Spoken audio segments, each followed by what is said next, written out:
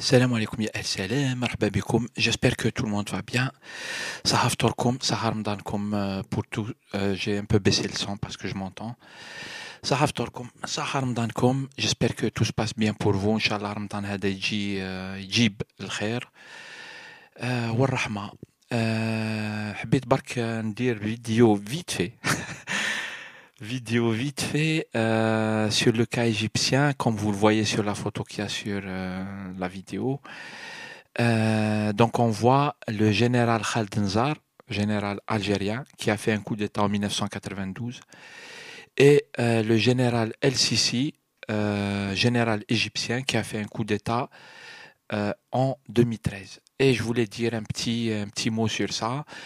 En même temps, je viens de passer sur le Maghrébia, ça me permet un peu de préciser les choses. Comme d'habitude, je suis pas à l'aise quand je passe en direct live sur une télé. Voilà, je suis gêné comme ça. J'ai pas l'habitude. Du coup, je préfère quand même faire une vidéo pour les gens qui me connaissent, pour des explications. Un peu plus de détails, je suis plus tranquille. Vite fait, donc المقارنة ما بين الجزائر ومصر فيما يخص الكو ديتا هذا. Je pense, moi, que c'est comme le disent quand même certains. J'essaie de lire et tout. Ça, je suis pas spécialiste. أنا مواطن blogueur عادي يعني rien de. J'ai aucune prétention. J'essaie juste de donner mon avis. Et comme disent justement certains observateurs, يقولوا باللي attention ما لازمش يعني تدير مقارنة هكا يعني ببساطة parce que la situation n'est pas tout à fait la même. Il y a 20 ans de différence. Pardon. Il y a 20 ans de différence ما بين 92 و 21 سنة يعني فرق ما بين 92 janvier 92 و juillet 2013. Et puis, les conditions ne sont pas tout à fait les mêmes, puisque, par exemple, le coup d'État que les généraux algériens ont fait, ils l'ont fait contre le fils qui avait gagné la première partie des élections législatives.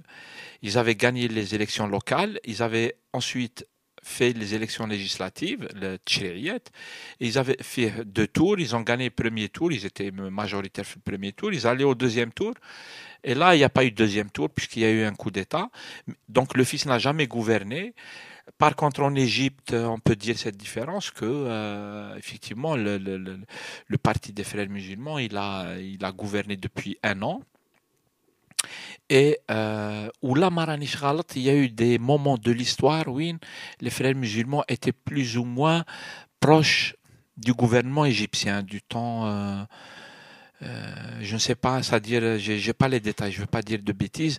En général, les frères musulmans, ils ont été réprimés, interdits, mais sinon, ils existent. C'est un des plus vieux partis de la région. Donc, voilà, c'est pas la même chose.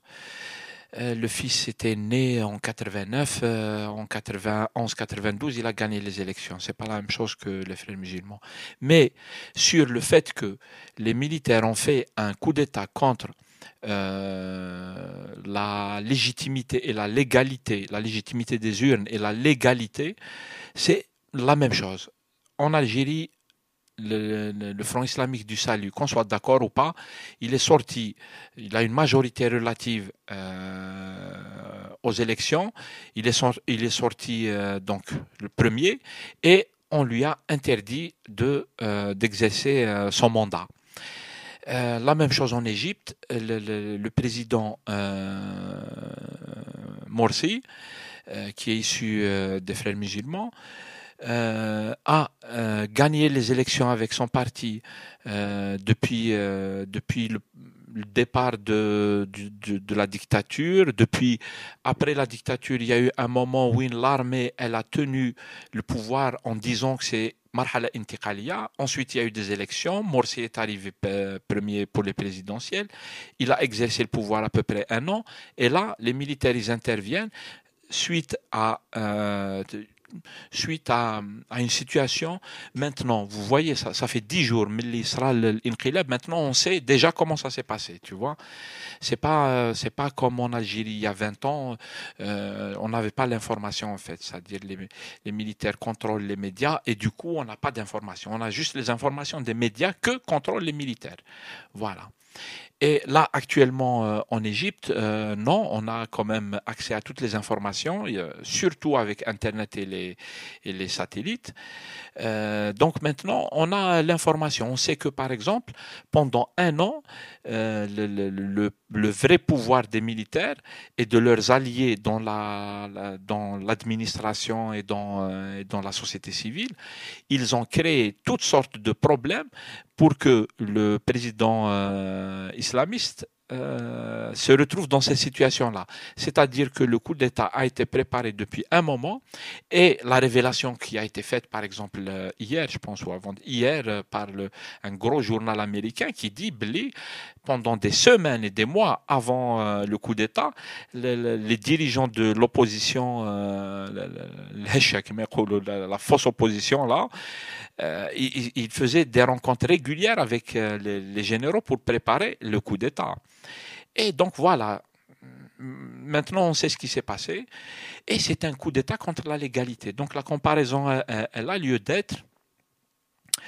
La comparaison, elle a lieu d'être. C'est qui a fait. J'ai pas envie de polémiquer, hein, نقول comme ça, c'est-à-dire كاين ناس يقولوا لك باللي en parlant de l'Égypte, كاين ناس يقولوا لك باللي il y a eu 32 millions de manifestants contre Morsi. Très vite, on a pu les observateurs sérieux. Maintenant, الناس اللي ديليري والناس اللي مش حابه يعني تهضر والناس اللي les gens qui sont un peu dans la mauvaise foi et tout,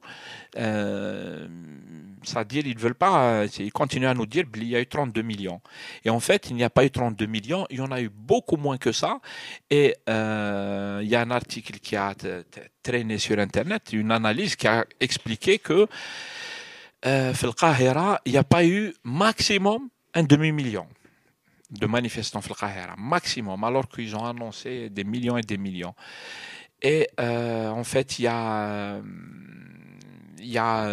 voilà, sur ce point, sur ce type de point, j'ai pas envie de polémiquer. C'est pas intéressant en fait. C'est pas de l'analyse en fait. On polémique alors que, c'est-à-dire, soyons sérieux et donc prenons quand même les informations qui sont vérifiées, prenons les informations qui sont cohérentes, etc., qui tiennent la route et faisons des raisonnements. كل واحد من بعد عنده la position تاعو هذه ماشي مشكل. Mais كما يقولوا يعني الواحد يدير la polémique هكا sur les chiffres et tout, ça tient pas la route. Il y a assez d'informations sur Internet pour vérifier tout ça. Il y a des informations qui ont circulé sur donc comment l'opposition elle a rencontré les généraux. Maintenant, on sait que pendant des mois, il y avait un problème d'essence, il y avait un problème d'alimentation générale, c'est-à-dire il y avait des pénuries partout et tout ça. Et on sait maintenant que c'était les militaires et leurs alliés, l'administration partout, qui ont, et puis dans la société aussi, qui ont bloqué tout ça pour que Morsi se retrouve avec des manifestations contre lui. Ça veut dire les gens ils sont pas contents de la situation. Beaucoup de gens qui étaient sortis, ils étaient sortis pas pour un coup d'État, mais ils étaient sortis parce qu'il y avait des problèmes sociaux, des problèmes économiques qui n'ont pas été réglés. Et le jour du coup d'État les militaires, tout de suite, il n'y avait plus de problème d'essence. Ils ont lâché les vannes. Tu vois, et on a vu aussi comment les puissances régionales, l'Arabie Saoudite et les Émirats et tout ça, comment ces pays-là ont fait un blocus sur l'Égypte pendant un an, et comment le lendemain du coup d'État, ils ont enlevé le blocus. Donc tout ça, en fait, c'est des choses quand même, à partir de là, une fois que tout le monde sait ça, après on fait les raisonnements, qu'on veut, et on a la position qu'on veut. Voilà. Une autre chose, en fait, c'est deux petites choses pour finir. Je voulais juste dire à propos de ce cas, Bli, c'est un vrai coup d'État militaire. Il ne faut pas croire, Bli, ce coup d'État-là en Égypte, il va, qui m'a تدعي الصحف والقنوات etc. C'est comme disent les médias. Les médias ils disent que voilà c'est تصحيح ثوري. Ça veut dire que ثورة 25 janvier 2011 la révolution du 25 janvier 2011 égyptienne, c'est maintenant qu'elle est redressée, elle continue son chemin, elle a réussi. C'est ce que disent tous les médias. On a vu, même les médias algériens, on est en train de les suivre et c'est un peu choquant. Et on a vu aussi les médias occidentaux. Moi, j'ai donné beaucoup d'exemples sur ma page Facebook où les titres des journaux sont horribles, tout simplement. Horribles, c'est complètement malhonnête. Et on a vu les télés, etc., comment elles matraquent, Belli. Ils disent des fois coup d'État, mais ils mettent entre guillemets, ils vont pas considérer ça, c'est un coup d'État, mais attends, patati, patata. En fait, tout ça, c'est de la propagande, tout ça, c'est ils veulent tromper les gens et la réalité c'est que c'est un coup d'état de la pire espèce et on a vu comment en fait le Nizam le Qadim, l'ancien régime, il ne s'en va pas, l'ancien régime tient. Il est capable de faire des coups d'État. Moi, en tant qu'Algérien, je dis, ils sont capables du pire. Regardez juste le gars qui est un petit peu plus loin sur la photo. Les généraux algériens, ils sont allés très loin suite à leur coup d'État parce que c'est un engrenage, parce que les gens, ils ne lâchent pas quand on est dans ces situations et qu'ils font des coups d'État. Ils ne lâchent pas. Ils défendent des milliards et des milliards. Taouahum les milliards. L'Algérie, elle dit taouahum, le pétrole taouahum.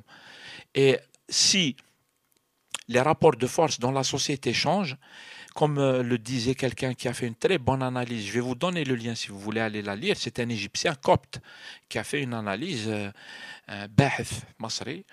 Il a fait une analyse du coup d'État et il est excellent. Il a énuméré tous les participants. Pourquoi? C'est quoi le but? C'est quoi le but du coup d'État en fait? C'est-à-dire le but du coup d'État égyptien, c'est exactement le même but du coup d'État algérien. Il s'agit de créer une démocratie de façade. Il ne faut pas qu'il y ait une vraie démocratie où une chab, il se prend en main. C'est vrai, ils votent islamistes et les islamistes ne trouvent pas de solution à leurs problèmes. Mais c'est comme ça. C'est comme ça que, par exemple, en parlant des Algériens, c'est comme ça qu'ils peuvent avancer et corriger ce qu'il y a à corriger, mais c'est eux-mêmes qui corrigent et ils continuent à faire ce qu'ils pensent être bien, etc. Non, nous, on a des gens comme le général Nzar, je ne sais pas quel niveau il a, mais de quel droit, en fait, il peut se permettre de décider à la place des autres. Je connais pas, je connais pas ses diplômes, mais à mon avis, il n'en a pas. Peut-être des diplômes militaires. Mais au-delà de ça, il n'est ni sociologue, ni chercheur, ni inscrit. C'est un militaire qui m'appelle le Masrien Shawish. Tu vois? De quel droit un militaire qui a une formation militaire décide sur le politique? Et c'est exactement ce que sont en train de faire les Égyptiens. Comme le dit très bien d'ailleurs le Bahth avec le chercheur égyptien, qui dit Bli, on veut réorganiser la société autrement, on va créer une démocratie de façade et on va continuer à tenir le pays via Ba'd Noukhab, via quelques élites, des élites militaires, des élites médiatiques et des élites civiles qui vont occuper le terrain politique. C'est exact. Quand on lit ça, il analyse l'événement en Égypte, on voit le cas algérien qui s'étale comme ça. 20 ans plus tard, je pense que tout le monde maintenant est convaincu de ça, que voilà ce qu'on a fait de l'Algérie en fait. Je passe sur les milliers de morts, des centaines de milliers de morts et de disparus et de traumatisés à vie. On sait aussi que on a réorganisé la société et le champ politique de telle sorte à ce qu'on a une démocratie, mais de façade. Elle n'apporte pas de vrais changements. Le centre de décision, de pouvoir, c'est-à-dire, comme on dit, l'administration, etc., c'est toujours les mêmes qui les tiennent et on ne permet pas au peuple, aux citoyens, de s'occuper de ça en fait. On ne veut pas qu'ils s'occupent de ça. Donc on a créé une démocratie de façade. C'est pas aux Algériens qu'on va apprendre ça. روحوا سقسيو اي واحد في الشارع قولوا له واش معنات الديمقراطيه في الجزائر؟ واش معنات السياسه في الجزائر؟ يقولوا لك. Ils savent très bien ce que le régime a fait et on est en train d'observer exactement la même chose en Égypte. De ce point de vue, on peut faire des comparaisons entre l'Égypte et l'Algérie. Inch'Allah, غير الخير, que là, ça dérape pas chez les Égyptiens. On espère que, je ne sais pas, moi je suis très pessimiste parce que كما يقولوا, les mêmes raisons donnent les mêmes conséquences. Hein. C'est les mêmes faits, la même situation. Quand on reproduit une situation, elle donne toujours les mêmes conséquences. C'est la loi de la nature et de la science. Et on a peur pour l'Égypte, Inch'Allah, غير الخير dans tous les cas. Et puis je vous salue, نسلم عليكم كاع ونشكر غاني مهدي spécialement et toute l'équipe maghrébia pour leur sympathie quand on les a, l'équipe technique, ils sont sympas. Continuez à faire votre travail, c'est pas facile, ça demande beaucoup il faut se donner à fond. Bon courage tout le monde. Inch'Allah غير الخير en Égypte, Inch'Allah غير الخير partout, en Algérie aussi. Et puis صحة فطوركم, صحة رمضانكم, et à tout de suite.